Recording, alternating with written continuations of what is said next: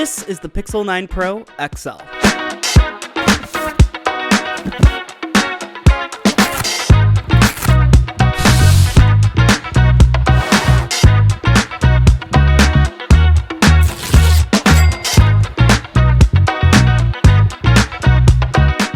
On September 4th, at their Made by Google event, Google released its newest generation of their mobile lineup, including the Pixel 9 Pro XL. With these new phones come a new design, a new camera array, and a slew of new features that are enabled by AI. But as Google uses AI to push these phones to the public, is it really enough to lean on with current day limitations? Well, we'll get into that. The Pixel 9 Pro XL has a brand new design, shedding that more rounded shape of its predecessors to a more flat and boxy design, which is very reminiscent of the iPhone 15 Pro redesign we saw this past year. And that's not necessarily a bad thing. The phone is very comfortable to hold in the hand, and with the soft touch of the glass backing and the sturdy premium feeling of the aluminum rails, you are able to tell in hand that this is a flagship device right off the bat. That being said, with the shiny finish on the rails, the Pixel does suffer from the same issues the iPhone 14 Pro had, where it became a fingerprint magnet. In addition to that, the Pixel 9 Pro has gained a new pill-shaped bar at the top that houses its array of cameras.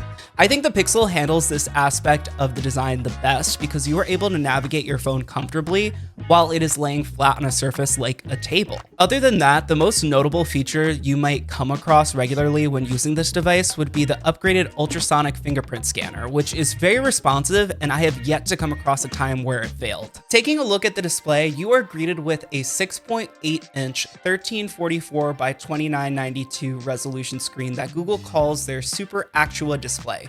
It continues to run at 120 Hz refresh rate, which is great for navigating throughout the phone and good for gaming on the go. In addition, the Pixel Pro now has a peak brightness of 3000 nits, which will improve visibility outside in direct sunlight. But in order to see those results, you would need to have the adaptive brightness setting enabled, which personally I turn off whenever I get a new phone. All that said though, watching HDR content on this display is absolutely gorgeous. I truly think that this has been the best display on a smartphone I have ever seen. The highlights really pop out in bright scenes, and the colors just look absolutely magnificent. The reason behind this could be due to the fact that the Pixel 9 Pro has a 2,000,000:1 contrast ratio and is able to display up to full 24-bit color, which translates to 16 million different viewable colors on this display. It is also important to note that viewing content off axis is pretty good as well, with little to no color shifting from different angles. But I have been primarily an iPhone person for years now, and I cannot lie when I say I definitely prefer the Pixel's take on their displays. For those of you who have used other smartphones in the past, I would really love to get your take on this, because as far as I'm concerned, Google has always hit the mark with their displays since at least the Google Pixel 3 XL. Moving on to performance, with the release of the newest Pixel phones also comes the release of Google's newest Tensor chip. The Tensor G4 chip, though still not as powerful as its competitors, was made with AI in mind. Side note, in my review template, Gemini cited this as the Tensor G5 chip, which doesn't exist yet, so I just wanted to point that out. Running any AI task typically requires the use of more RAM, so though this chip is slightly more powerful than last year's Tensor chip, the addition of more RAM is what's pushing a lot of these AI tasks that the phone can perform, which in turn can improve multitasking and performance of some games. That being said, you are not going to get the same type of performance when gaming on a Pixel compared to something like an iPhone. I found the best performance was playing most games on medium settings, and that usually hit the sweet spot between visual details and frame rate. Although prolonged play sessions can cause the device to get pretty warm to the touch in the back, but comparing it to the heat that I've felt with my limited time on the original Google Pixel Fold, this is quite an improvement. Now for my favorite subject, and that is the cameras. Pixels have been known for years to have great quality cameras along with their software processing.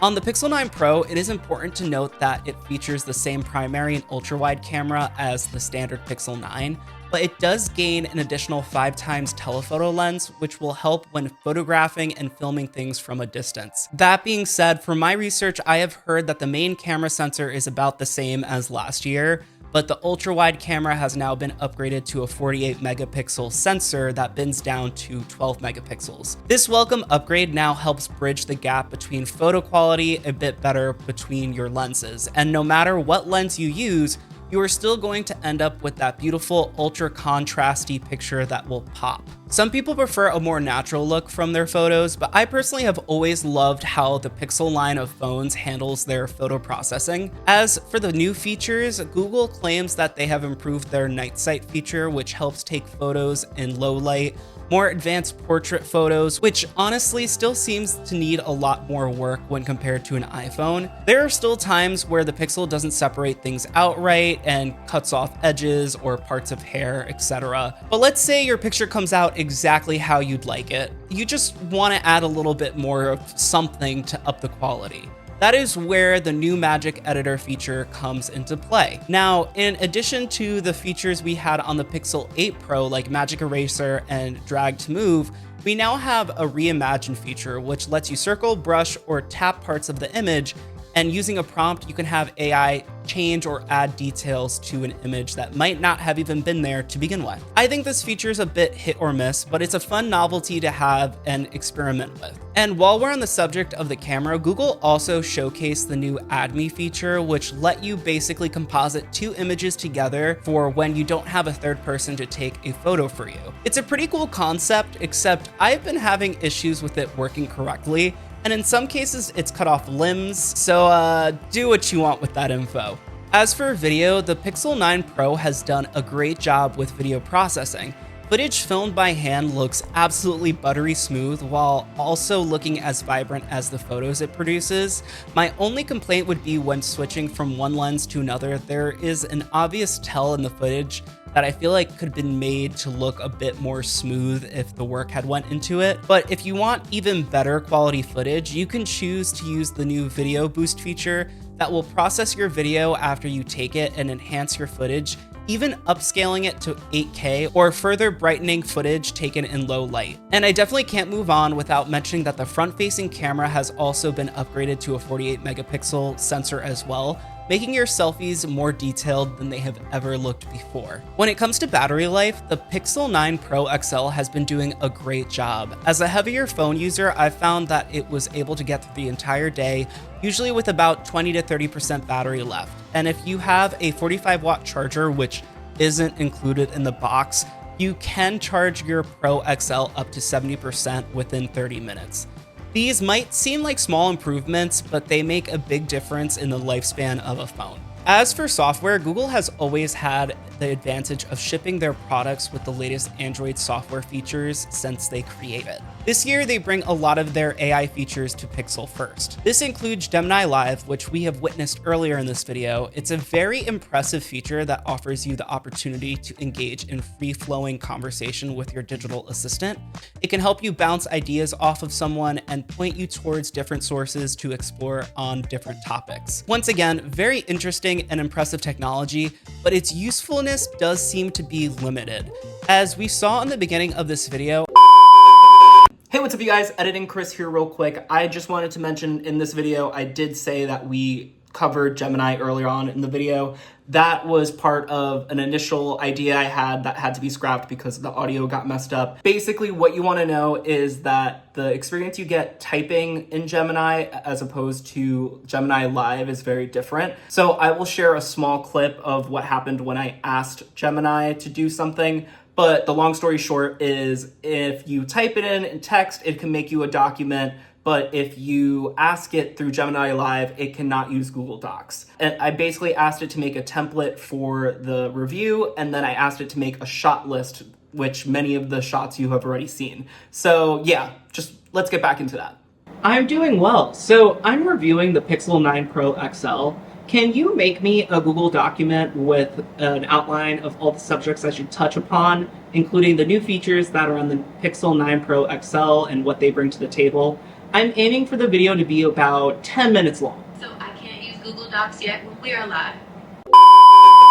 I I couldn't save the info it provided me into a Google Doc through Gemini Live, but I was able to hold down the text from our conversation and save it manually. It's just a bit inconsistent from what you can do by typing your request into the chat that is available on all Android phones. Not to mention, you need Gemini Advanced, which will cost you an extra $20 a month after your free year Google provides you for purchasing a Pixel 9 expires. Then there is also the Pixel Studio, which basically is software that lets you type in a prompt and it will conjure an image based on your request. Again, a very hit or miss type of feature, and honestly might not be of any value to the average consumer. But again, only time will really tell us how these tools will be utilized day to day. So when taking a look at the Pixel 9 Pro XL, it seems that Google has made some great improvements, pushing them further up against other competitors like Apple or Samsung. But at the same time, a lot of their AI features they are using to market this device just don't seem to be worth leaning on. There is some quality hardware here with amazing capabilities, but as for the AI features, they are a bit too inconsistent still, and in some cases just a novelty that most people will not take full advantage of when purchasing this type of phone. If you are someone who loves technology like I am and have the money to burn, then of course you are going to have a great time messing around with the Pixel 9 Pro XL. But if you are in the market for a new Android phone, you might want to take a look at the standard Pixel for a cheaper price, and it is still capable of a lot, if not all, of the software features the Pro models offer. Let me know what you guys think in the comments below, and make sure to hit that subscribe button for future tech and gaming content. I'll see you guys next time. Bye.